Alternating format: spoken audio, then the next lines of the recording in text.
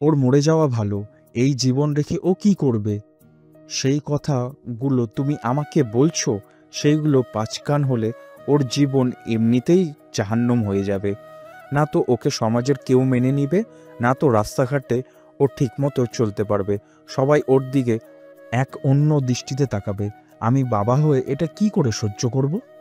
বলে খালেক সাহেব কিছুটা কেঁদে উঠলেন। যাক খালেক সাহেবকে সান্ত্বনার সুরে বলল, আমি আপনাকে একটা বুদ্ধি দিতে পারি। যদি আপনি আমার কথা শোনেন তাহলে ওর জীবন সুন্দর হবে, ওর দিকে কেউ অন্য দৃষ্টিতে তাকাবে না। জাকের কথা শুনে খালেক সাহেব সরু চোখে জাকের দিকে তাকালো। যাক খালেক সাহেবের একটা হাত ধরে বলল, ওকে আপনি বিদেশে পাঠিয়ে দিন, কয়েক বছর ওখানে থাকলে ওর মন মানসিকতার পরিবর্তন হতে পারে। আবার এমন জায়গায় পাঠাবেন না যেন ওর মন মানসিকতার পরিবর্তনের বদলে আরো বিগড়ে যায়। ওকে এমন এক জায়গায় পাঠান যেখানে ও পড়ালেখার কারণে ঠিকমতো খেতেও না পারে।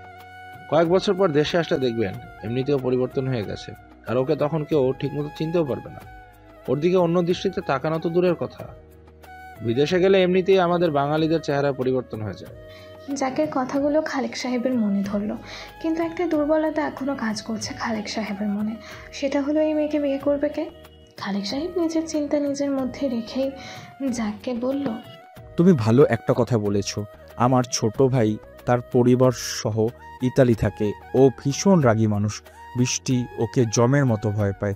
আমি তাহলে ওকে ওখানেই পাঠিয়ে দেবো। খালেক সাহেবের এমন কথা শুনে জ্যাক বলল, তাহলে সেটাই করুন। এখন ওকে হসপিটালে নিয়ে যান, নাহলে অনেক দেরি হয়ে যাবে। কথাটা বলে রুম থেকে বেরিয়ে আসলো। এরপর প্রিন্সিপাল রুমে এসে জ্যাক নেত্রকে বলল, আমি ওর বাবাকে বুঝিয়েছি, উনি ওকে দেশের বাইরে পাঠিয়ে দিবেন। তুই এখন তাড়াতাড়ি ফ্রেশ হয়ে নে, ওদিকে আবার তৃপ্তির কি হয়েছে কে জানে। জ্যাকের কথা শুনে নেত্র নিজ ভাবনা থেকে বেরিয়ে আসলো। সে যার জন্য ফাইট করছিল তাকেই সে ভুলে গেল ভেবে নেত্র নিজের চুল গুলে খামচে ধরে প্রিন্সিপাল রুম থেকে বেরিয়ে আসলো। নেত্রর পিছু পিছু জ্যাকও বেরিয়ে আসলো। নেত্র নিজের বাইকের কাছে এসে দাঁড়ালো। জ্যাক নেত্রর কাছ থেকে বাইকের চাবি নিয়ে বাইকের উপর বসে বাইক স্টার্ট দিল। নেত্র ডান পাশে তাকিয়ে দেখলেও বৃষ্টিকে দুজন ছেলে খালেক সাহেবের গাড়িতে তুলছে। খালেক সাহেব গাড়ির ড্রাইভিং সিটে বসেছে। নেত্র জ্যাকের পেছনে বাইকে উঠে বসে বলল, ক্লাবে নিয়ে চল, তারপর হসপিটালে যাব। নেত্রর কথা শুনে জ্যাক বাইক স্টার্ট দিতে আধি চিৎকার দিয়ে দৌড়ে এসে দাঁড়ালো বাইকের সামনে। জ্যাক বাইক ব্রেক করে বলল, তোকে তো বলতে ভুলে গেছি, এই নে, এখানে 3,000 টাকা আছে, পোলাপানদের কিছু খাইয়ে দিস। আর পুরো কলেজে যেখানে যেখানে রক্ত লেগে আছে সেসব জায়গায় ভালো করে মুছে নিবি। আদি আচ্ছা বলে সামনে থেকে সরে দাঁড়ালো। আর জ্যাক বাইক স্টার্ট দিয়ে কলেজ থেকে বেরিয়ে গেল। আমেনা সমানে কল করে যাচ্ছে নেত্রকে। সন্ধ্যা হতে চললো, এখনও বাসায় ফেরেনি তারা। চিন্তায় আমেনার প্রেশার লো হয়ে যাচ্ছে। নীলা আর সুমি আমেনার পাশে বসে তৃপ্তির ফোনে কল করে যাচ্ছে। তৃপ্তির ফোনে রিং যাচ্ছে কিন্তু কেউ কল রিসিভ করছে না। সুমি এক পর্যায়ে আমেনাকে বলল, আন্টি, আপনি তো টেনশন করবেন না। নেত্র ভাইয়া হয়তো তৃপ্তিকে নিয়ে কোনো বন্ধুর বাসায় গেছে। ফোনে চার্জ না থাকায় হয়তো আপনাকে কল জানাতে পারছে না। সুমির কথা শুনে আমেনা রাগী গলায় বলে উঠলেন, তাই বলে একবারও কল করে আমাকে জানাবে না? আমার তো কোনো কিছু সুবিধের মনে হচ্ছে না। নিশ্চয় কিছু হয়েছে, না হলে নিদ্র আমাকে একবার হলেও কল করে বলতো ওরা কোথায় আছে। নীলা জেদ করে নিজের ফোন সাইডে রেখে বলল, আন্টি, আমারও কিছু সুবিধের মনে হচ্ছে না। আমার মনে হয় কলেজে। নীলা পুরো কথা শেষ করতে পারল না, তার আগে আমেনার ফোনে কল আসলো। আমেনা তড়িঘড়ি করে ফোন হাতে নিয়ে দেখলো নিত্র কল করেছে। তাড়াতাড়ি কল রিসিভ করে কর্কশ গলায় বলে উঠলো আমেনা, কোথায় তোরা? সে কখন থেকে কল করে যাচ্ছি, ফোন বন্ধ কেন তোর? আমেনার কর্কশ গলার আওয়াজ শুনে নিদ্র চাপা গলায় বলল, সরি মম, ফোনে চার্জ ছিল না, তাই তোমাকে বলতে পারিনি। আমি তৃপ্তিকে নিয়ে জ্যাকের বাসায় আসছে। আন্টির সাথে রাস্তায় আসার সময় দেখা হয়ে গেছিল, তাই আন্টি আমাদের জোর করে ওনার বাসায় নিয়ে আসছে। নিদ্রর কথা শুনে আমেনা স্বস্তির একটা নিঃশ্বাস ছেড়ে বলল, কখন আসবি বাসায়? ঠিক বলতে পারছি না। আচ্ছা, এখন রাখছি, পরে বলবো। আমেনা আর কিছু বলার আগে নিদ্র কল কেটে দিল। আমেনা আরও কিছু বলতে চাচ্ছিল, তবে এখন শান্তি লাগছে ওনার। সুমি পাশ থেকে বলে উঠল, দেখলেন আন্টি, আমি বলেছিলাম না নেত্র ভাইয়া তৃপ্তিকে নিয়ে হয়তো কোনো বন্ধুর বাসায় গেছে। আমার কথাই তো সত্যি হলো, দেখলেন? সুমি কথা শুনে আমিনা একটু হেসে উঠলেন, বললেন, তুমি ঠিক বলেছিলে। ধুর ছাই, আমি খামোখায় এত টেনশন করছিলাম। এখন প্রেশারের একটা ট্যাবলেট খেতে হবে, না হলে হবে না। এই বলে বসা থেকে উঠে দাঁড়ালো আমিনা। নীলা আর সুমিও বসা থেকে উঠে দাঁড়ালো। নীলা আমিনাকে বলল, তাহলে আন্টি আমরা এখন যাই, তৃপ্তি আসলে আবার আসবো। আমিনা সিঁড়ির দিকে পা বাড়িয়ে বলল। আচ্ছা যাও। নীলা আর সুমি নিজেদের ফ্ল্যাটে চলে গেল, আর আমিনা নিজের রুমে এসে একটা প্রেশারের ওষুধ খেয়ে নিল। সন্ধ্যা 7টা বাজে।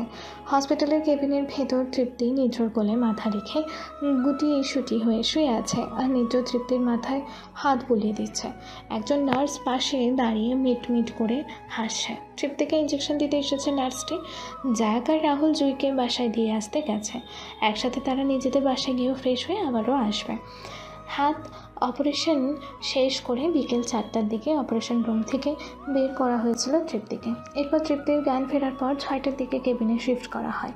নিদ্র হসপিটালে আসে 6:30টায়। যাই হোক, বেডের পাশে দাঁড়িয়ে নার্স একটু খক খক করে হেসে বলল, ভাইয়া একটু যদি সাইড দিতেন তাহলে ইঞ্জেকশনগুলো দিয়ে যেতাম। নার্সের গলার আওয়াজ পেয়ে নিদ্র নার্সের দিকে তাকালো। তৃপ্তির চোখ দুটো পিটপিট করে খুলে এবার নার্সের দিকে, আবার নিদ্রর দিকে তাকালো।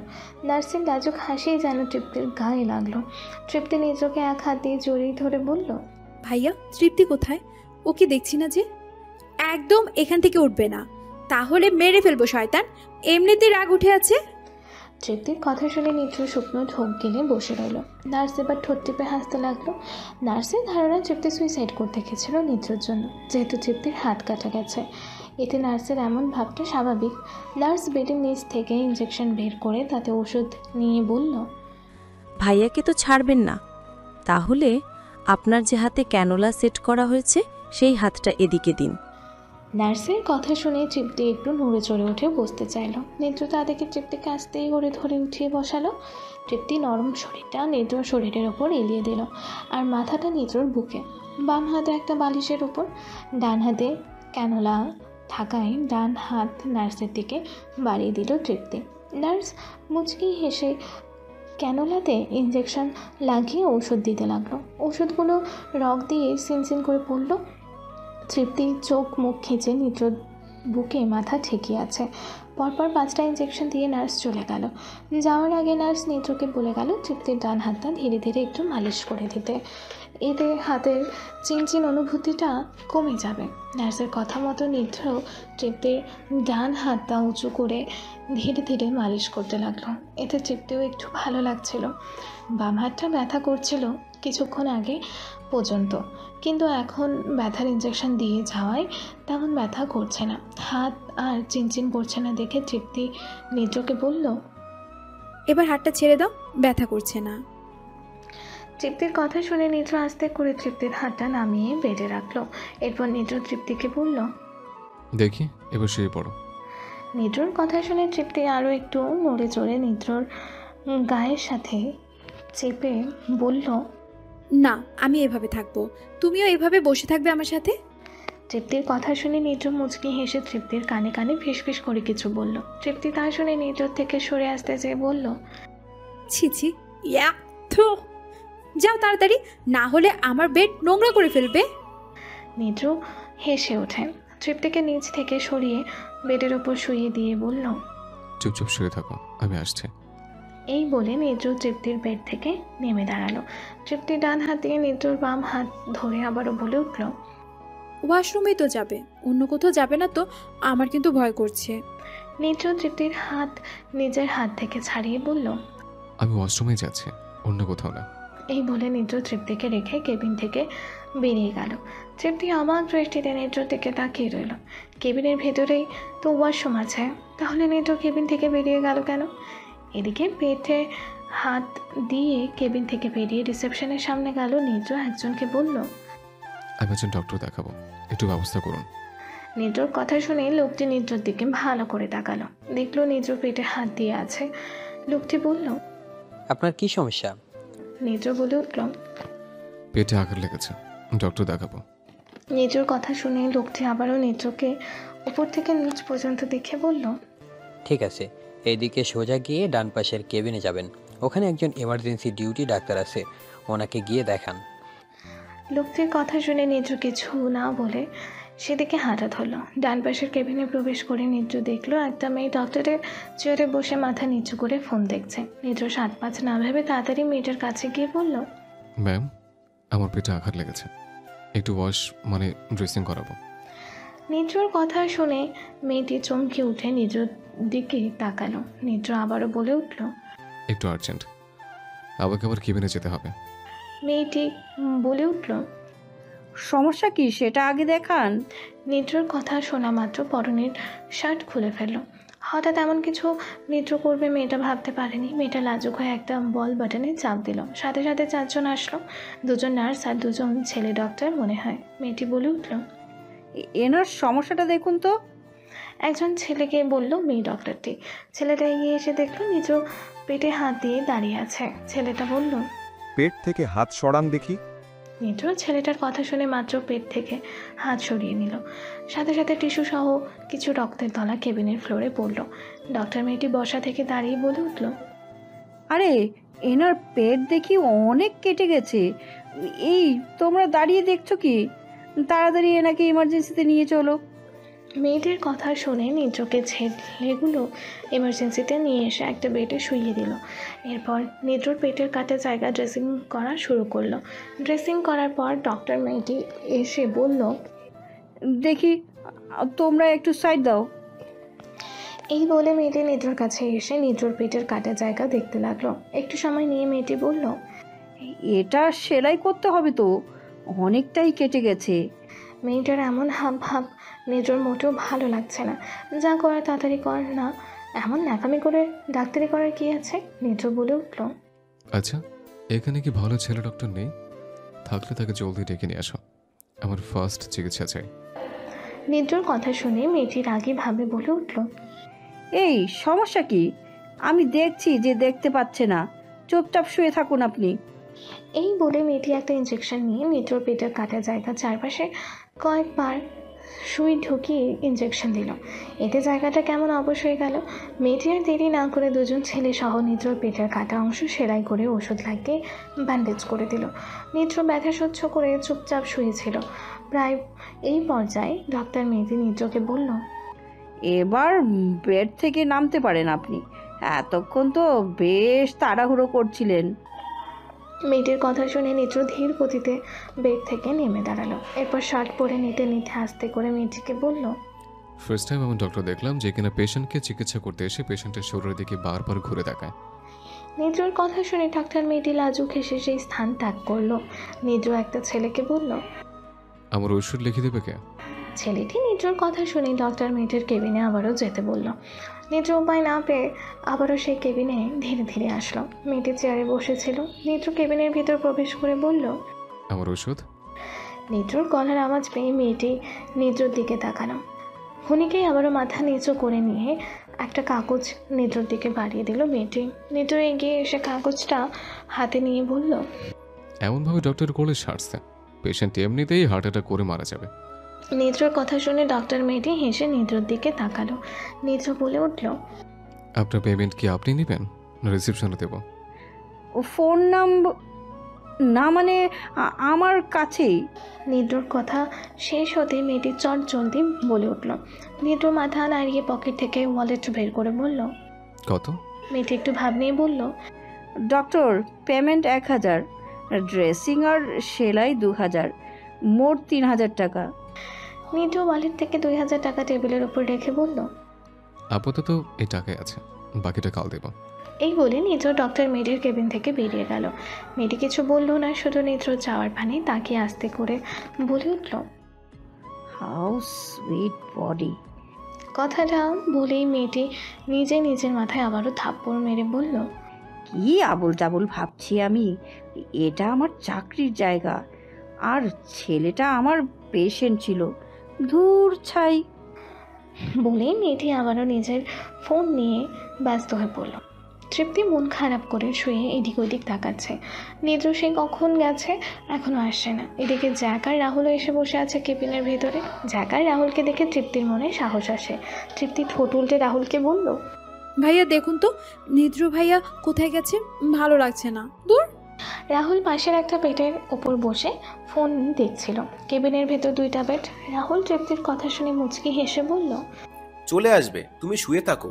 ও সরি, তোমার তো ফোন আছে, আমি তো তোমাকে ফোনটা দিতে ভুলে গেছি, দেবো এখন? তৃপ্তি রাহুলের দিকে তাকে একটু সময় নিয়ে বলল, না থাক, এখন লাগবে না। আপনি নিদ্র ভাইয়াকে ডেকে দিন। ডাকতে হবে না, আমি এসে গেছি। কথাটা বলে কেবিনের ভেতর প্রবেশ করলো নিদ্র। তৃপ্তি মুখ অন্যদিকে ঘুরিয়ে নিল।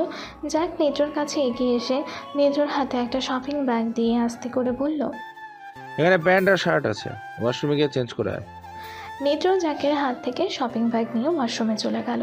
কিছুক্ষণ পর চেঞ্জ করে ওয়াশরুম থেকে বেরিয়ে আসলো নিদ্র। এরপর আস্তেই করে তৃপ্তির বেডের পাশে গিয়ে বসলো। রাহুল বেড থেকে নেমে দাঁড়িয়ে বলল, খাওয়া দাওয়া তো করতে হবে, কিছু নিয়ে আসার প্রয়োজন, আমি আর যে কিছু নিয়ে আসছি, তোরা থাক। নিদ্র রাহুলকে ইশারা করে নিজের কাছে ডাকলো। রাহুল সামনে আসতে নিদ্র রাহুলের হাতে নিজের ঔষধের কাগজ দিয়ে আস্তে করে বলল, এগুলো নিয়ে আসিস। রাহুল কাগজটা হাতে নিয়ে জ্যাক সহ কেবিন থেকে বেরিয়ে গেল। আর নিদ্র তৃপ্তিকে ধীরে ধীরে উঠিয়ে বসালো। তৃপ্তি মুখ অন্যদিকে ঘুরিয়ে রেখেছে। নিদ্র সুযোগ মিস না করে তৃপ্তির গালে ঠোঁট জোড়া বসিয়ে দিল। সকাল 6টা বাজে। পাশের বেডে জ্যাক আর রাহুল একে অপরের গায়ের ওপর হাত পা ছড়িয়ে ছিটিয়ে ঘুমিয়ে আছে। আর এইদিকে নিদ্র তৃপ্তির বেডের ডান পাশে আধা শোয়া হয়ে তৃপ্তির ঘুমন্ত মুখ দেখছে। তৃপ্তি অঘোর ঘুমে তলিয়ে আছে। তার মুখে কিছুটা তৈল ভাসা দিয়েছে। গতকাল রাতে প্রচণ্ড জ্বর এসেছিল তৃপ্তির। জ্বরের তাড়নায় আবল তাবল বকছিল অনেক। একজন ডিউটি ডাক্তার এসে কিছু ঔষধ লিখে দেয়। পরে ঔষধগুলো তৃপ্তির শরীরে দেওয়ায় জ্বর অনেকটা কমে যায়। রাতেই আমিনাকে কল করে নিদ্র জানিয়ে দিয়েছে তারা গত 2 দিনেও বাড়িতে যেতে পারবে না। আমিনা কারণ জিজ্ঞেস করতে জ্যাক নিদ্রর হাত থেকে টান দিয়ে ফোন নিয়ে আমিনাকে বলেছিল, আন্টি আমরা 2 দিনের জন্য ঘুরতে যাচ্ছি, তৃপ্তিকেও সাথে নিয়ে যাচ্ছি, আপনি প্লিজ না করবেন না। নিদ্রর বন্ধুদের অনুরোধ আমিনা কখনোই ফেলেনি। ওনার পুরো ভরসা আছে নিদ্রর বন্ধুদের ওপর, তাই জ্যাকের অনুরোধও আমিনা ফেলল না। কিন্তু আমিনা তো জানে না যে এখানে কত কিছু ঘটে গেছে। যাই হোক, নিদ্র তৃপ্তির গোলাপি রঙা ঠোঁট দুটোর দিকে তাকিয়ে আছে। দুটো ঠোঁট কেমন চকচক করছে। নিদ্র ডান হাতের পুরো আঙুল দিয়ে তৃপ্তির ঠোঁটের ডান পাশের ফোন থেকে বাম পাশের ফোন কোনো পর্যন্ত টেনে নিল। ঠোঁট দুটো থেকে চকচকে ভাবটা সরে গেল। এখন কেমন শুকনো একটা ভাব ফুটে আছে। তৃপ্তি একটু নড়ে চড়ে উঠল। হয়তো নিদ্র ছোঁয়া পেয়ে ঘুম ভেঙে গেছে। তৃপ্তি আস্তে করে চোখ দুটো খুলে নিদ্রর দিকে তাকালো। দেখলো নিদ্রর চোখ দুটো একেবারে তার চোখের সামনে। তৃপ্তি একটু ঘাবড়ে গেল। হঠাৎ করে চোখ নিজের এত কাছে দেখলো। ঘাবড়ে যাওয়াই স্বাভাবিক। ডান হাতটা নাড়িয়ে ঘুম লাগানো ভাঙা গলায় তৃপ্তি বলে উঠল, ভাইয়া। তৃপ্তির গলার স্বরে নিদ্রর ঘোর কাটল। কিন্তু সেই যে জন্য এত কাছে আসলো সেটা তো করেই যাবে। নিদ্র আবারও ডান হাতের বুড়ো আঙুল দিয়ে তৃপ্তির নাকের তৈলাক্ত ভাবটা মুছে নিল। এরপর আস্তে করে তৃপ্তির নাকের ডগায় ঠোঁট জোড়া ছোঁয়ালো। তৃপ্তির নাক শিরশির করে কেঁপে উঠল। চোখ মুখ খিচে বুঝে নিল তৃপ্তি। নিদ্র এবার তৃপ্তির কানের কাছে মুখ নিয়ে আস্তে করে বলল, good morning my cutie doll. নিদ্রর কথা শুনে তৃপ্তি চোখ খুলল। এরপর চট করে নিদ্রর গালে নিজের ঠোঁট জোড়া ছুঁয়ে সেও আস্তে করে বলল, গুড মর্নিং শয়তান। নিদ্র মুচকি হেসে তৃপ্তির গলার কাছে মুখ নিয়ে গেল। এমন সময় তাদের পাশের বেড থেকে আড়মোড়া ভেঙে উঠে বসতে লাগলো রাহুল। নিদ্র তাড়াতাড়ি তৃপ্তির থেকে সরে আসলো। এরপর বেডের পাশে বসে রাহুলের দিকে তাকালো। রাহুল ক্যাবলা হাবার মতো নিদ্রর দিকে তাকিয়ে বলে উঠল, তুই সারা রাত ঘুমোসনি? তোর চোখ মুখ এমন দেখাচ্ছে কেন? এখানে এভাবে বসেছিলি নাকি সারা রাত? রাহুলের কথা শুনে নিদ্র হাত দুটো উপরে তুলে আড়মোড়া ভেঙে বলল, ঘুমিয়েছে, এখনই ওর পাশে। ভেঙে ভেঙে কথাগুলো বলল নিদ্র। রাহুল আর কিছুই বলল না। সে বেড থেকে নেমে ওয়াশরুমে চলে গেল। তৃপ্তি নিদ্রর পিঠে ডান হাতে দিয়ে ধাক্কা মেরে বলল, তোমার কি হয়েছে বলো তো ভাইয়া? যখনই আমার কাছে আসো তখনই খালি আমাকে চুমু খাও। আমার এসব ভালো লাগছে না। আমাকে আর চুমু খাবে না তুমি, আমার কেমন যেন লাগে। নিদ্র তৃপ্তির কথা শুনে পেছনে ঘুরে তাকিয়ে বলল, কেমন লাগে তোর? নিদ্রর তাকানো দেখে তৃপ্তির লাজুক মুখ অন্যদিকে ঘুরিয়ে আস্তে করে বলল, জানি না কেমন যেন লাগে। তৃপ্তির কথা শুনে নিদ্র ঠোঁটের কোণে হাসির রেখা ফুটে ওঠে। নিদ্র কিছু বলার আগে তৃপ্তি নিদ্রর দিকে তাকিয়ে ঠোঁট জোড়া উল্টে আবারও বলে উঠল, আমার খিদে পেয়েছে, আমি কিছু খাবো। নিদ্র একটু নড়ে চড়ে বসলো কথাটা শুনে। এরপর ওয়েট করতে লাগলো কখন রাহুল ওয়াশরুম থেকে বের হবে। তৃপ্তিকে ফ্রেশ করিয়ে নিজে ফ্রেশ হয়ে খাবার আনতে যাবে সে। দুপুর 12টা বাজে। দেখতে দেখতে 2টা দিন কেটে গেছে। এই 2 দিনে তৃপ্তির কাছ থেকে একটু সরে যাওয়ার সুযোগ পায়নি নিচু। সবসময় কেবিনের ভিতরে থেকেছে। বলতে গেলে তৃপ্তি নিচকে টেনে টেনে নিজের কাছে রেখেছে। নিচকে নিজের কাছ থেকে একটু সরে যাওয়ার সুযোগ দেয়নি তৃপ্তি। কেন তৃপ্তি এমন করলো এটা নিজের কাছে রহস্য। তবে নিজের বেশ ভালোই লেগেছে। তৃপ্তি ডান হাত দিয়ে নিজের বাম হাত ধরে একটু একটু করে হসপিটালে ঘুরে বেরিয়েছে। নিজ কেয়ারিং হাজব্যান্ডের মতো তৃপ্তির খেয়াল রেখেছে। তৃপ্তির পোশাক আশাক একজন নার্স পরিবর্তন করে দিয়েছে এই কয়দিন। যার কার রাহুল অন্য সব কাজ করেছে। 5তলা বাড়ির গেট দিয়ে ভিতরে গাড়ি প্রবেশ করলো জ্যাক। এরপর গাড়িটা পার্ক করে গাড়ি থেকে নেমে দাঁড়ালো। গাড়িটির পেছনে দরজা খুলে প্রথমে বেরিয়ে এলো নিচু। এরপর তৃপ্তিকে আস্তে করে ধরে গাড়ির ভেতর থেকে নামিয়ে নিল।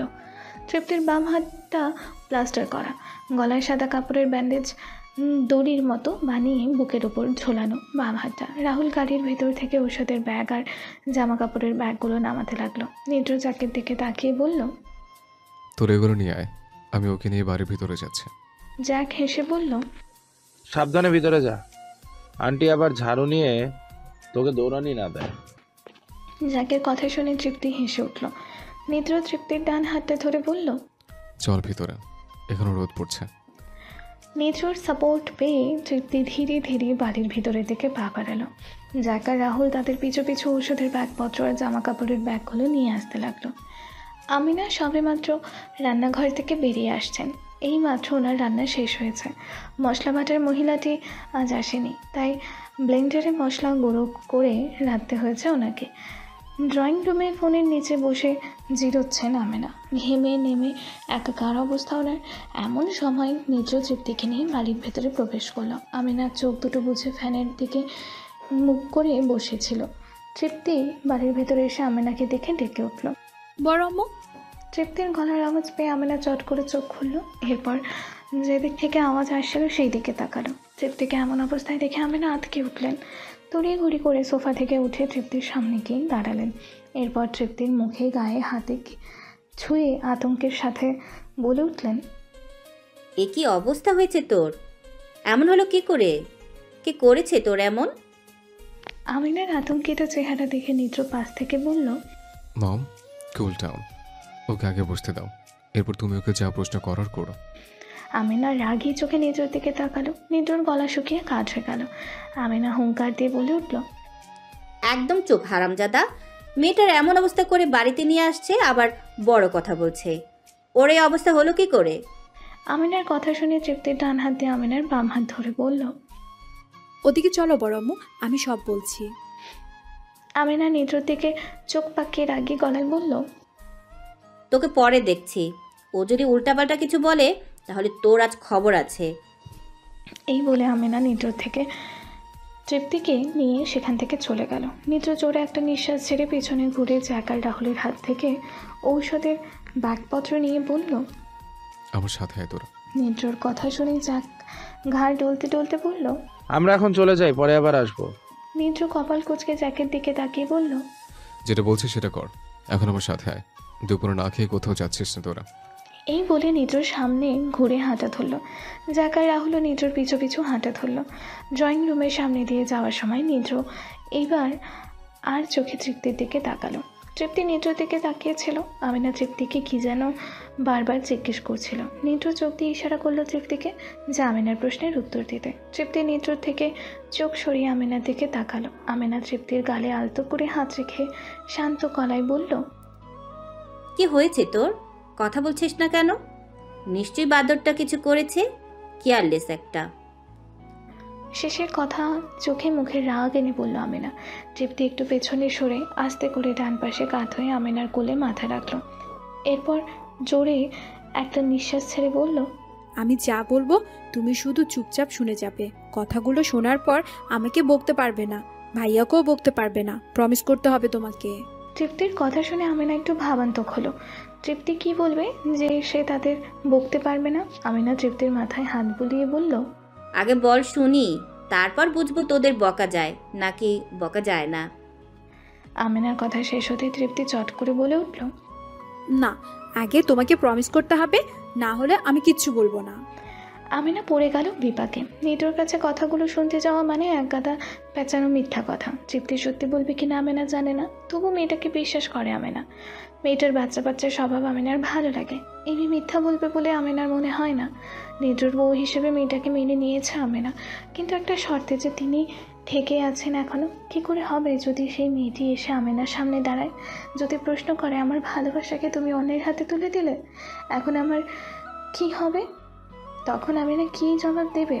7-5 ভাবা বাদ দিয়ে আমিনা বলল, আচ্ছা প্রমিস করলাম তোদের কাউকে কিছু বলবো না। এবার বল কি হয়েছে তোর? হাত প্লাস্টার করা কেন? চোখ মুখ কেমন শুকিয়ে গেছে? এই কয়দিনে কিছু খাসনি নাকি? আমিনার কথা শুনে তৃপ্তি একটু নড়ে চড়ে আরাম করে শুয়ে বলল, তাহলে শোনো, সেই দিন আমরা ঘুরতে যাওয়ার পর আমি ভাইয়ার কাছে বায়না করি তার বাইক চালাবো, কিন্তু ভাইয়া দিতে নারাজ। আমি তো বাইক চালাবই, আমার খুব জেদ উঠে বসলো। তখন আমি কায়দা করে ভাইয়ার বাইকের চাবি চুরি করে নিই তার থেকে। জ্যাক ভাইয়া, রাহুল ভাইয়া আর ভাইয়া বসে বসে যখন গল্প করছিল, আমি সেই সুযোগ বুঝে বাইকের উপর চড়ে বসলাম। ভাইয়া যেভাবে বাইক স্টার্ট দেয় আমিও সেইভাবে বাইক স্টার্ট দিলাম, কিন্তু বিপত্তি সৃষ্টি হলো অন্যখানে। আমি বাইকের স্ট্যান্ড তুলতে ভুলে গেছি আর বাইকের স্পিড মাত্রায় অধিক বাড়িয়ে দিয়েছিলাম, যার ফলে বাইকটা এক জায়গায় ঘুরতেছিল।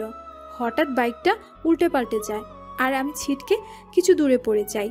আর ওখানে ছিল কিছু কাঁচের টুকরো। একটা কাঁচের টুকরো খচ করে আমার হাতে ঢুকে যায়। তারপর আমি অজ্ঞান হয়ে যাই। তারপর আর কিছু মনে নেই। যখন চোখ খুললাম তখন দেখি আমি হসপিটালে। স্কুলে পড়া মুখস্থ করে যেভাবে টিচারদের কাছে মুখস্থ পড়াতে, ঠিক সেইভাবে এক টানে চোখ বুঝে কথাগুলো বলে দম নিল তৃপ্তি। আমিনা চোখ গোল গোল করে তাকিয়ে আছে তৃপ্তির দিকে। তৃপ্তি কথাগুলো এমনভাবে বলছে যে মনে হচ্ছে আগে থেকে মুখস্থ করানো হয়েছে ওকে। আমিনা কিছু বলতে যাবে তার আগে তৃপ্তি চোখ খুলে বলে উঠল, বড় আম্মু, তুমি কিন্তু প্রমিস করেছো আমাকে আর ভাইয়াকে কিচ্ছু বলবে না। এখন যদি কিছু বলো তাহলে আমি আজ কিচ্ছু খাবো না। আমার কিন্তু প্রচণ্ড খিদে পেয়েছে। তৃপ্তির কথা শুনে আমিনা কি বলবে বুঝতে পারছে না। ওনার মুখের কথা মুখেই থেকে যাচ্ছে। আমিনা চোখ গরম করে চট করে বলে উঠল, আমি তোদের। আমিনাকে পাত্তা না দিয়ে তৃপ্তি বলল, এই চুপ করো তো, আমার খিদে পেয়েছে, আমি খাবো, চলো আমাকে খাইয়ে দিবে। আমিনার পুরো কথা শেষ হবার আগে তৃপ্তি চট করে আমিনার মুখের কথা কেড়ে নিয়ে এই বলে শোয়া থেকে ধীরে ধীরে উঠে বসলো। আমিনা রিং নিয়ে বলে উঠল, এই মেয়ে, ও দেখছি আমাকে ভয় পাচ্ছে না। কথাগুলো এমনভাবে পেঁচানো, একদম নিদ্র যেভাবে পেঁচিয়ে বলে তেমন। 1 মিনিট, এই মেয়েকে আবার শিখিয়ে দেয়নি তো নিদ্র? মনে মনে এই বলে গোল গোল চোখে আবারও তৃপ্তির দিকে তাকালো আমিনা। তৃপ্তি বসা থেকে উঠে দাঁড়িয়ে ডান হাত দিয়ে আমিনার ডান হাত ধরে বলল, আমাকে পরেও দেখতে পারবে, এখন আমাকে খাইয়ে দাও। দেখো আমার সুন্দর মুখটা কেমন কালচে হয়ে গেছে হসপিটালে থেকে। আমিনা থেকে একটু ঝুঁকে মুখটা এপাশ ওপাশ দেখিয়ে বলল তৃপ্তি। হসপিটাল থেকে মানে? কথাটা বলে বসা থেকে উঠে দাঁড়ালো আমিনা। তৃপ্তি থতমত খেয়ে গেল। এতক্ষণ তো নিটোর শিখিয়ে দেওয়া কথাগুলো সুসুর করে বলে ফেলেছিল আমিনাকে, নিটোর কথা স্টাইলে দমিয়ে রেখেছে। কিন্তু এখন যদি আমিনা সন্দেহ করে যেচে ধরে তখন কি হবে? তৃপ্তি চট করে বলল, না মানে দূর, এখন চলো তো। খিদের কারণে আমার পেটের ভিতরে বাজ পড়ার মতো আওয়াজ হচ্ছে, তুমি শুনতে পাচ্ছ না? এই বলে আমিনার হাত ধরে টেনে নিয়ে যেতে লাগলো তৃপ্তি। আমিনা কি বলবে বুঝতে পারছে না। এই মেয়ে যে সত্যি কথা বলছে না, আমিনা ঢের বুঝতে পারছে। নিদ্রের চোখে পট্টি পরিয়ে দিয়েছে। আমিনা বুঝতে পেরে মুখ কিঞ্চিত হাঁ করে ফেলল। দুপুরের খাবার শেষ করে জ্যাক আর রাহুল চলে গেছে। আমিনা রিকোয়েস্ট করেছিল জ্যাক আর রাহুলকে থাকার জন্য, কিন্তু জ্যাকের আব্বুর অফিসে কি যেন একটা কাজ পড়ে গেছে। এর জন্য জ্যাক রাহুলকে নিয়ে চলে গেছে। তবে যাওয়ার সময় আমিনাকে বলে গেছে আবারও সময় পেলে আসবে তারা। তৃপ্তিকে আমেনা ফ্রেশ করিয়ে খাবার আর ওষুধ খাইয়ে রুমে শুইয়ে দিয়েছে। তৃপ্তি ওষুধগুলো দেখেই আমেনা বুঝে গেছে তৃপ্তির হাতে গভীরভাবে আঘাত লেগেছে। আমেনা একজন নার্স, এটা আগেই জানিয়ে দেওয়া হয়েছিল। নিদ্র রুমের মধ্যে শুয়ে ঘুমাচ্ছে। এ কয়দিন ঠিকমতো ঘুমাতে পারেনি সে। আমেনা হনহনিয়ে নিদ্রর রুমে প্রবেশ করলো। এরপর দরজাটা ভেজিয়ে নিদ্রর বেডের পাশে এসে দাঁড়ালো। আমেনার চোখ দুটো দিয়ে যেন ধোঁয়া বেরোচ্ছে। নিদ্র অঘোর ঘুমে তলিয়ে আছে। তৃপ্তির হসপিটালের রিপোর্টগুলো দেখে আমেনার রাগের সীমা অতিক্রম হয়ে গেছে। ঠাস ঠাস করে ঘুমন্ত নিদ্রর গালে কয়েকটা চড় মারল আমেনা। নিদ্র হকচকিয়ে শোয়া থেকে উঠে বসলো। আমেনা নিদ্রর গেঞ্জির কলার চেপে ধরলো। এরপর দাঁতে দাঁত চেপে বলল, হারামজাদা, এমনটা হলো কি করে? একটা কাচের টুকরো দিয়ে এতটা কাটা যেতে পারে না। হ্যাঁ পারে, কিন্তু এইভাবে না। পুরো হাতের রিসার রক কাটা গেছে। মেয়েটাকে এখানে পড়াতে নিয়ে আসছি আমি। ওর কিছু হলে বজলুর সালমাকে আমি কি জবাব দেব? বলেই ঝাড়া মেরে নিদ্রর গেঞ্জি ছেড়ে দিল আমেনা। এরপর ফ্লোরে বসে কাঁদতে কাঁদতে আমেনা আবারও বলল, অন্যর মেয়েকে নিজের কাছে এনেছি। আল্লাহ আমাকে একটা মেয়ে দেয়নি বলে ওকে আমার কাছে এনেছি। আমি ভাবতাম তুই ওকে বোনের চোখে দেখতি, কিন্তু আমেনা আর বলতে পারছে না, কান্নায় ভেঙে পড়ছেন। নিদ্র তড়িঘড়ি করে বেড থেকে নেমে আমেনার পাশে বসলো। এরপর আমেনার বাম হাতটা নিজের দুই হাতের মুঠোয় নিয়ে বলল, মম, হি ইজ মাই লাভ। আমি ওকে প্রচণ্ড ভালোবাসি। ও যদি আমার কাছ থেকে একটু দূরে সরে যেতে চায় তাহলে আমার জীবন চলে যাবে মম। কথাটা বলে থামলো নিদ্র। আমেনা ভেজা চোখে নিদ্রর দিকে তাকালো। নিদ্র লেপ্টে ফ্লোরে বসে জিভ দিয়ে ঠোঁট ভিজিয়ে আবারও বলল, জানো মম, ওর প্রতি আমার ভালো লাগা কাজ করতো না যদি না তুমি সেদিন ওর সাথে ভিডিও কলে কথা বলতে। কিছু বুঝতে পারছো না তাই না? ঠিক আছে, আমি সব বুঝিয়ে বলছি তোমাকে। এই বলে নিদ্র চোখ দুটো বুঝে নিল। এরপর বেডের সাথে হেলান দিয়ে বসে বলা শুরু করলো, আজ থেকে ঠিক 1 বা 1.5 বছর হবে। তুমি তখন ওর সাথে নিচে সোফার উপরে বসে ফোনে কথা বলছিলে, আর আমি ক্লাবে যাওয়ার জন্য সেখান দিয়ে যাচ্ছিলাম। তখন একটা খিলখিলানি হাসির শব্দ শুনতে পাই আমি। হাসিটা আমার ঠিক এই বুকে এসে লাগে। ঝড়ের গতিতে হাঁটা ছেলে আমি মুহূর্তের মধ্যেই সেখানে দাঁড়িয়ে গেলাম। কেন বলো তো? কারণ হাসিটা ঠিক আমার অতীত মনে করে দিয়েছিল। রোজিনা, মনে পড়ে মম মেয়েটার কথা? কতটা ভালোবাসতো আমাকে, তাই না? শাশুড়ি মা বলে তোমাকে এসে জ্বালিয়ে মারত। কথাটা বলে চোখ দুটো খুলে আমেনার দিকে তাকালো নিদ্র। আমেনা অবাক দৃষ্টিতে তাকিয়ে আছে ছেলের দিকে। 8 বছর আগে ক্ষত এখনো মুছে যায়নি নিদ্রর বুক থেকে। আমেনা ঢের বুঝতে পারছেন, তিনি তো নিজে বলতে পারছেন না এখনো। নিদ্রকে কি বলবেন তিনি? নিদ্র আমেনার তাকানো দেখে মলিন হেসে বলে উঠল, ও আমাকে কি কথা দিয়েছিল মম? আমাকে ছেড়ে কখনো দূরে যাবে না। কিন্তু দেখো, আজ 8টা বছর হয়ে গেছে, ও চলে গেছে। কেন করলো আমার সাথে এমন? ও একা কেন চলে গেল? আমাকে কেন ওর সাথে নিয়ে গেল না? তাহলে তো আমি অন্য কারোতে আসক্ত হতাম না। শেষের কথাগুলো চিৎকার করে বলে উঠল নিদ্র।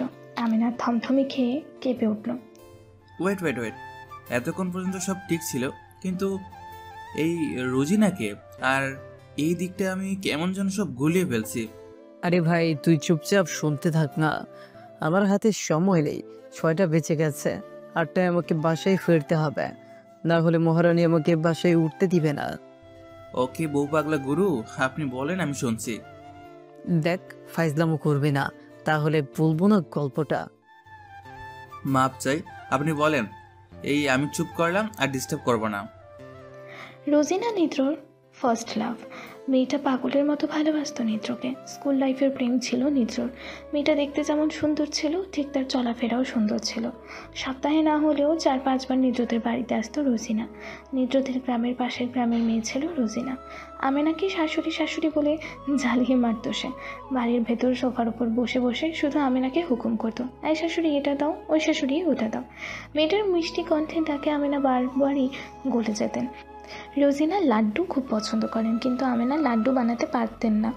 শুধু রোজিনার জন্য আমেনা অনেক কষ্ট করে লাড্ডু বানানো শিখেছে। কিন্তু হঠাৎ একদিন একটা ঝড় এসে সব ওলটপালট করে দিয়ে গেল। 9ম শ্রেণী শেষ হওয়ার পর রোজিনার বিয়ে ঠিক হয়ে যায়। নিদ্র তা মেনে নিতে পারেননি। পাগলের মতো ছুটে গিয়েছিল রোজিনাদের বাড়িতে।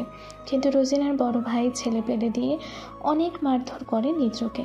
আমেনাও গিয়েছিল বিয়েটা ঠেকাতে, কিন্তু আমেনার কথা কেউ শুনল না। নিদ্রর আব্বু ফরহাদ আহমেদ তখন ঢাকায় ছিল। নিদ্রর ফ্রেন্ড জেসিকা, রিক, নিলয়, বৃষ্টি গিয়েছিল বিয়ে ভাঙতে, কিন্তু কেউ তাদের পাত্তা দেয়নি। রোজিনাদের পরিবারের লোকেদের এক কথা ছিল, নিদ্র পরিবারে তারা মেয়ে দেবে না।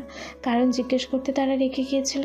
তাদের পরিবারের এক মেয়ের সাথে নাকি নিদ্রর বাবা ফরহাদ আহমেদের বিয়ে দেওয়ার কথা ছিল, কিন্তু ফরহাদ আহমেদের বাবা তাদের পরিবারের মেয়েকে বাদ দিয়ে অন্য মেয়ের সাথে ফরহাদ আহমেদের বিয়ে দিয়ে দেয়, মানে আমেনার সাথে। রোজিনা তো পুরো পাগল হয়ে গেছিল নিদ্রর জন্য।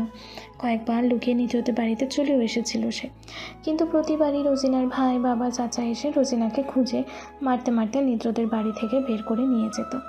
শেষ পর্যন্ত রোজিনার বিয়েটা ঠেকাতে পারেনি কেউ। চোখের সামনে মেয়েটার বিয়ে হয়ে গেছে। 4 মাস না ঘুরতে শোনা গেছিল রোজিনা প্রেগনেন্ট। নিদ্র পুরো পাগল পাগল হয়ে গেছিল।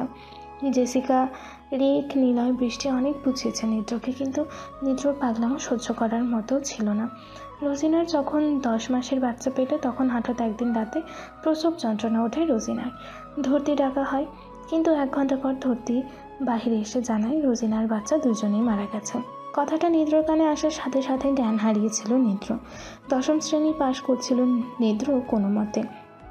এরপর আমেনা নিদ্রকে নিয়ে ঢাকায় চলে আসে, আর অপরদিকে রিক আর জেসিকা আবেগের বশে ভুল করে বসে। তাদের ধারণা হলো নিদ্রর মতো তাদেরও হতে পারে, এজন্য তারা লুকিয়ে কাজীকে অনেক টাকা দিয়ে নিজেদের মধ্যে বিয়ে করে নেয়।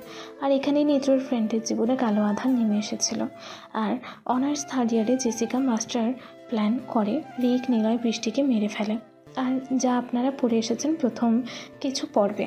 যাই হোক, নিদ্র আমেনার কোলে মাথা রেখে গুটি গুটি পায়ে হয়ে ফ্লোরে শুয়ে আছে, আর আমেনা শাড়ির আঁচল এক হাত দিয়ে ধরে চোখের পানি মুছছেন, আর এক হাত দিয়ে নিদ্রর মাথায় হাত বুলিয়ে দিচ্ছেন। নিদ্র জোরে নিঃশ্বাস টেনে বলল, সে রোজিনাকে আমি তৃপ্তির মাঝে খুঁজে পেয়েছি মম।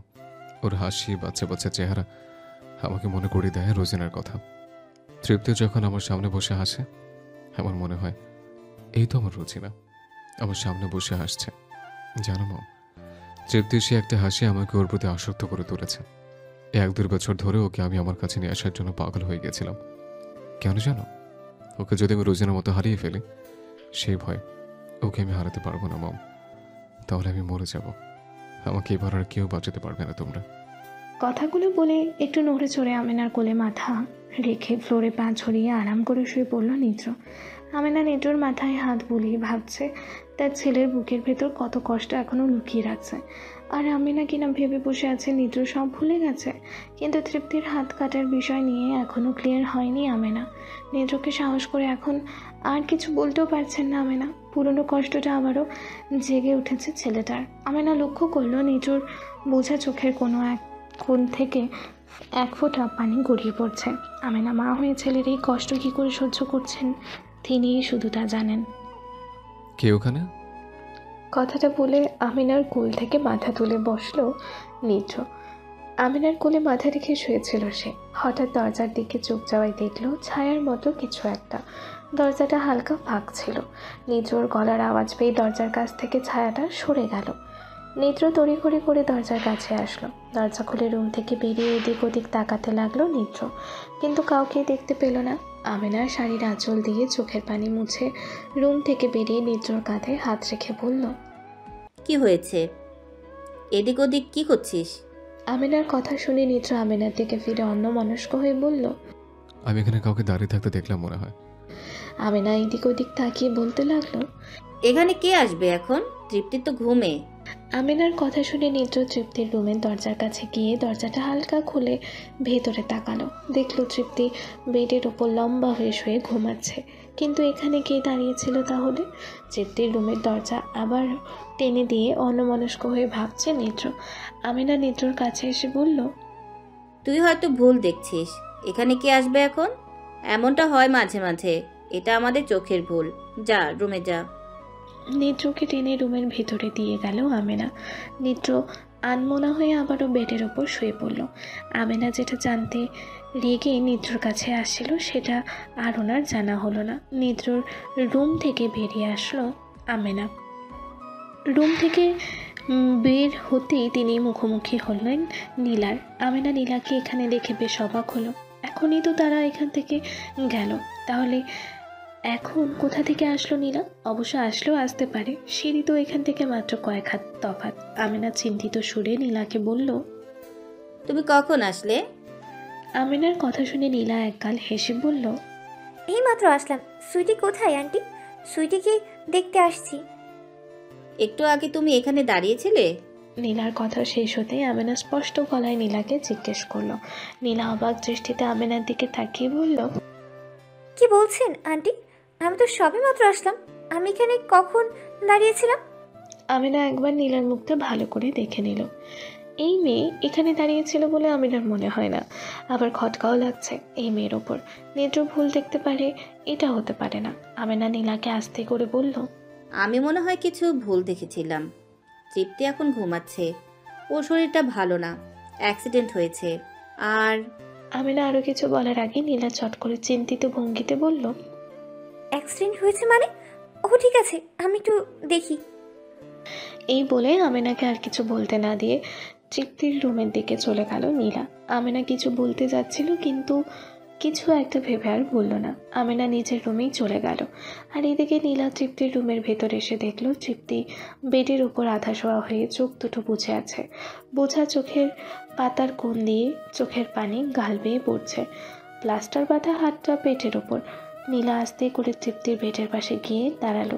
তৃপ্তি তখনও নীলার অস্তিত্ব টের পায়নি, আর পাবেও বা কী করে? নীলা তো খালি পায়ে তৃপ্তির রুমে আসছে। তৃপ্তির কান্না করার কারণ বুঝতে পারছে না নীলা। বেডের পাশে বসে আস্তে করে তৃপ্তির ডান হাতের ওপর নিজের হাত রাখলো নীলা। তৃপ্তি চমকে উঠে তাকালো নীলার দিকে। এরপর তাড়াতাড়ি নীলার হাত নিজের হাত থেকে ছাড়িয়ে চোখের পানি মুছতে লাগলো। চোখের পানি মুছতে মুছতে তৃপ্তি বলে উঠল, তুমি কখন আসলে আপু? তৃপ্তির কথা শুনে নীলার পা দুটো বেডের ওপর উঠিয়ে গোল গোল হয়ে বসে বলল, আগে বল, কান্না করছিলি কেন? হাতটা প্রচণ্ড ব্যথা করছে, শিরশির করেই চলেছে, ঘুমাতে পারছি না ব্যথার জন্য। নীলার কথা শেষ হতেই বলে উঠল তৃপ্তি। নীলা তৃপ্তির মাথার চুল থেকে পায়ের পাতা পর্যন্ত চোখ বোলালো। এরপর শান্ত গলায় নীলা বলল, এই অ্যাক্সিডেন্ট হলো কি করে? হাতে কি হয়েছে? ভ্রু নাচিয়ে বলল নীলা। তৃপ্তি নীলাকে অনুরোধ করে বলল, টেবিলের উপর পানি আছে, একটু দেবে প্লিজ। আর পাশে একটা বক্সে ওষুধ আছে, ওখান থেকে রোলাক্স নামের একটা ওষুধের পাতা আছে, ওখান থেকে একটা ট্যাবলেট দাও। আগে হাতের ব্যথা কমিয়ে নিই, তারপর তোমাকে সব বলছি। তৃপ্তির কথা মতো নীলা তৃপ্তিকে রোলাক্স নামের ঔষধ খাইয়ে দিল। এরপর টেবিলের ওপর পানির গ্লাস রেখে আবারও বেডের ওপর উঠে বসে নীলা বলল, এবার বল কি করে হয়েছে এসব? বাড়িতে আসার পর তৃপ্তি আমিনাকে যা বলেছিল নীলাকেও তা বলতে লাগলো। আর নীলা খুব মনোযোগ দিয়ে শুনতে লাগলো। নেত্রর বানানো কথাগুলো বলতে তৃপ্তির বেশ লাগছে। বিকেল 5:39। নেত্র তৃপ্তিকে নিয়ে ছাদে যাচ্ছে। রুমে বসে বোর হচ্ছিল তৃপ্তি, তাই সে নেত্রর কাছে ছাদে যাবে বলে বায়না ধরে। নেত্র আজ ক্লাবে যায়নি। তৃপ্তি সুস্থ না হওয়া পর্যন্ত সে ক্লাবে ঠিকমতো যেতে পারবে না বলে দিয়েছে জ্যাক আর রাহুলকে। ছাদের দরজা খুলে ছাদের ফ্লোরে পা রাখলো নেত্র আর তৃপ্তি। ছাদের তৃপ্তিকে দাঁড় করিয়ে ছাদের দরজা প্রথমে লাগিয়ে দিল নেত্র। এরপর তৃপ্তিকে নিয়ে দোলনায় বসালো। পশ্চিম আকাশে সূর্য অস্ত যাচ্ছে। দৃশ্যটা অনেক মনোমুগ্ধকর। থেমে থেমে দমকা হাওয়া আসছে। সেই হাওয়ার সাথে তৃপ্তির খোলা চুলগুলো মৃদু উড়ছে। সারাদিন রোদে পুড়ে ফুল গাছগুলো কেমন শুকিয়ে গেছে। মিত্র গাছগুলোতে পানি দেওয়ার জন্য ছাদের পানির ট্যাঙ্কির সাথে একটা চিকন পাইপ ফিট করেছে। তৃপ্তি দোলনায় ধীরে ধীরে দোল খেতে খেতে পশ্চিম আকাশের দিকে তাকিয়ে আছে। সূর্যটা ধীরে ধীরে দূরের কিছু গাছ পালার আড়াল হচ্ছে। মিত্র পাইপটা ফিট করে গাছগুলোতে পানি দিচ্ছে আর কিছুক্ষণ পর পর তৃপ্তির দিকে তাকাচ্ছে। গাছগুলোতে পানি দেওয়া শেষ করে তৃপ্তির কাছে আসলো নেত্র। তৃপ্তি এক মনে পশ্চিম আকাশের দিকে তাকিয়ে আছে। সূর্যটা আর একটুখানি দেখা যাচ্ছে। একটু পরেই হয়তো পুরো ডুবে যাবে, আর দেখা যাবে না আজকের জন্য। নেত্র আস্তে করে তৃপ্তিকে দু হাতে কোলে তুলে নিল। তৃপ্তি চমকে উঠে নেত্রর দিকে তাকালো। নেত্র তৃপ্তির চোখে চোখ রেখে বলল, শুধু সূর্য দেখলে হবে? সন্ধ্যা চলে আসছে, সেদিকে খেয়াল আছে? নিচে যাবি না? নেত্রর কথা শুনে তৃপ্তি ডান হাতটা নিজের বুকের ওপর গুটিয়ে বলল, আর একটু এখানে থাকবো, পুরো সূর্য অস্তটা যাওয়া দেখবো। ওকে, তাহলে আমিও দেখব। এই বলে তৃপ্তিকে নিয়ে দোলনায় বসে পড়ল নিদ্র। তৃপ্তি পা দুটো দোলনার উপর টান টান করে মেলে দিয়ে নিদ্রর বুকে মাথা ঠেকালো, আর প্লাস্টার বাঁধা বাম হাতটা তৃপ্তির বুকের উপর ঝুলে রইল। নিদ্র শক্ত হাতে তৃপ্তির কোমর জড়িয়ে ধরে নিজের সাথে তৃপ্তিকে মিশিয়ে নিল। এরপর তৃপ্তির ঘাড়ে ঠোঁট চোরা ছোয়ালো নিদ্র।